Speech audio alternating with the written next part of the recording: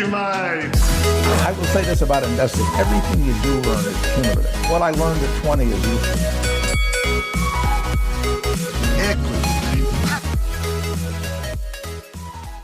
Welcome to another special episode of Equity Mates, where we are searching for Australia's next top trader. We're a podcast that breaks down the world of investing from beginning to dividend so that you can hopefully make some returns. My name's Bryce, and as always, I'm joined by my equity buddy, Ren. How are you going, bro? I'm good, Bryce. How are you? Good. Cracking through this competition, really enjoying it, loving seeing how everyone is performing. Got some great questions coming in, so hit us up at contact@equitymates.com if you have any questions regarding anything to do with the competition. And also, you can find us on all social media channels. But Ren, this is going to be a cracker of an episode because it's something that we really struggled with as beginners back a few years ago when we started investing, and that is all of the jargon that is out there in the investing world. There are so many acronyms and terminology used that's just, you know, it's impossible sometimes to get your head around. You don't really understand it. Investing jargon sucks. We certainly hated it, and it's one of the reasons we started Equity Mates. Yeah, I reckon it's the most common thing that people say when you know they find out we do this podcast is, I just don't understand investing.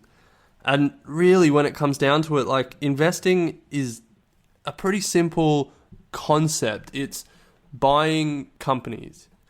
But with all the jargon and stuff, it becomes so complicated and convoluted. And, you know, like, there are people whose whole livelihoods depend on people thinking that they can't understand it themselves and that they need someone to do it for them. You know, I think there's definitely reason for the jargon, and there's definitely, like, financial advice is great, but there are some people that take advantage of it and make it more complicated than it needs to be. Absolutely. So, Ren, what we're going to do in this episode and a few over the next couple of days is really break down some of the jargon for our competitors, for you guys listening out there, because we want to really help you guys in this trading competition understand what you're looking at, what you're reading, and give you the ability to, I guess, ask some deeper questions. We're not going to be able to go through every single term. We have a glossary, equitymates.com/glossary, where you can go and have a look at some of the terms that we don't address. But what we're going to do is break it down into themes. We're going to look at some of the jargon that you will come across when you're trying to understand the market, some of the jargon that you'll come across in terms of key trading terms, and then also some of the jargon you will come across when you're trying to understand a bit more detail about what's going on at your company. So, Ren, let's start with understanding the market. So we're trading in the US. There's going to be a lot of S&P 500s, NASDAQ, bonds, asset, bull, bear.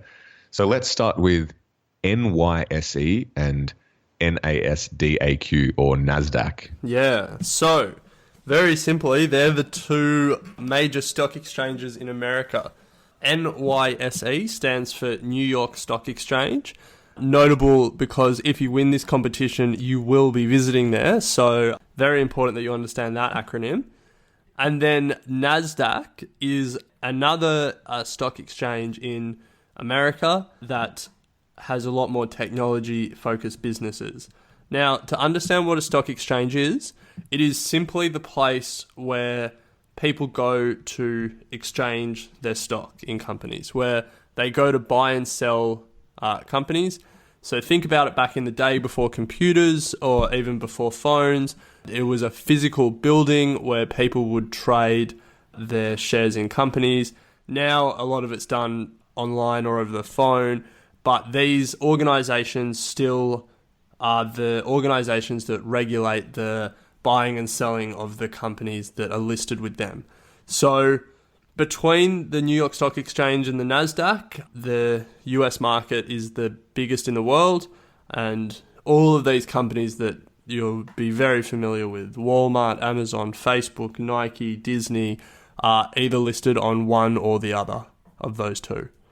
Yeah, so here's a question. Someone who is investing in the S&P 500, where does that fall between New York Stock Exchange and the NASDAQ, or is there a distinction? So for that one, there isn't. The S&P 500 is just the 500 biggest companies on either of those two exchanges. Yeah. So if it so happens that at one point in time, the 500 biggest are all on the NASDAQ, then it will be those 500.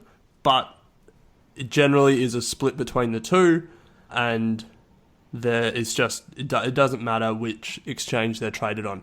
For people who are trading on stake, it also doesn't matter which one they're trading on. You can buy and sell them in exactly the same way through stake.